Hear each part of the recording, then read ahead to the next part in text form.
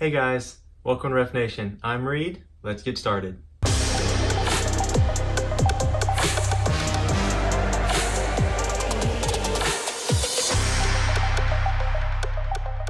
We're so glad you could join us. Today, we're talking about officiating in a crew of 2. When I first started getting into officiating, some older, more experienced referees would come and mentor us, would come and help train us. And they're using all these terms that are not normal basketball terms. They're using terms like lead, trail, switch, closed look. I have no idea what any of that means. So the lead official, sometimes called the L, is the official who leads the play down the court. They're in front of everyone. Their starting position is typically on the baseline in the front court set. The trail, or T official, sometimes called the outside official, will follow or trail the play up the court. They stay on the sideline and can be 1 to 2 steps onto the court in order to get the best view of the action possible. A transition is simply moving from one end of the court to the other. It can occur during a live ball with a turnover or after a made shot by the offense when the defense now gains possession of the ball. Next, we have a switch. Now, a switch is when the 2 officials switch positions. The lead becomes the trail becomes the lead. Okay, this next one's really important, so pay attention. We have primary coverage area. It's also called a PCA, primary, or simply area. This refers to the area on the court of which an official is primarily responsible for. Get it? Primary coverage area. Last, we have what we call a closed look. You'll also hear the term stacked or a closed view. This simply means that the official is in a poor position to be able to see through or between the offense and the defensive players. So rather than being able to look in between the two like this, they have this view where they cannot see any contact or foul or steal or anything that occurs between the 2 players. Now that you're familiar with the positions and the primaries of each official, let's talk about actually officiating the play.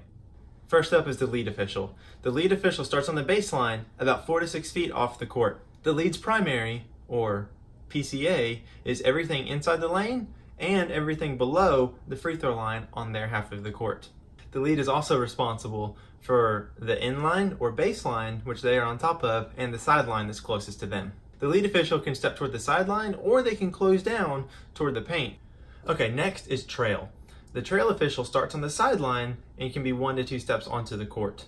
The trail is responsible for everything that occurs above the free throw line and everything that's outside of the lane line.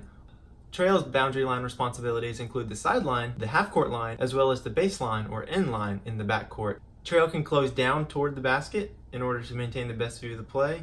Likewise, they can also back up towards half-court if there's a delay offense or if there are players back there. The 2 officials have to work together to make sure that the players are always boxed in at all times. All this means is that we need to be diagonal from each other. We don't ever want lead and trail to be on the same half of the court. When the ball is in trail's PCA, their primary focus is that matchup. While the ball is out of lead's primary, their focus should be on the competitive matchup in their PCA while also keeping eyes on other players in their field of view. If there isn't a competitive matchup, lead will just have a wide-angle view of their whole PCA. As the ball moves around trail's primary, trail stays with the ball.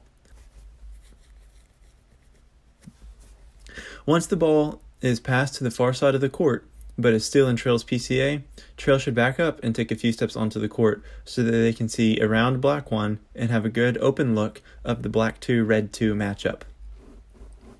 Lead should see that black 5 is posting up, getting ready for an entry pass, and widen out toward the sideline and get ready to officiate the post play. When black 2 does make the pass into the post area, lead will focus on this matchup because the ball is now in lead's PCA. Trail now moves back toward the sideline and picks up the backside defenders that are in their primary. So you're finally in your first game as a referee. You're running up and down the court, doing a good job officiating, and then a player double dribbles, or there's a kickball, or maybe they carry, or it goes out of bounds. What do we do then? Well, first things first. We always blow our whistle and put our hand up. It's very important that we put our hand up to signal a violation and let the clock keeper know to stop the clock. Once we've blown our whistle and put our hand up, then we can signal the type of violation, such as a travel or an out of bounds. And then we point the direction of which play will be resumed. Basically, we just point the direction of the team that's going to get the ball next. Okay, huge point here. Communication is always a must. Once we've communicated that there's been a violation by blowing our whistle and putting our hand up and signaling a travel or a double dribble or an out of bounds, and we point the direction of the team that's going to get the ball, we want to communicate to our partner to know where the next throw-in spot's going to be. If your partner is the one who makes the call, it's important that you stay attentive and alert and keep all the players in your field of view. This is preventative officiating. We want to make sure that if there's an elbow or punch thrown, that we see who did it first. It could also be anything less serious than that. It could be any taunting or talking or a shoulder check or, any little thing that could escalate and turn to a big thing. We want to make sure that we're aware of that and can put an end to that as soon as we can.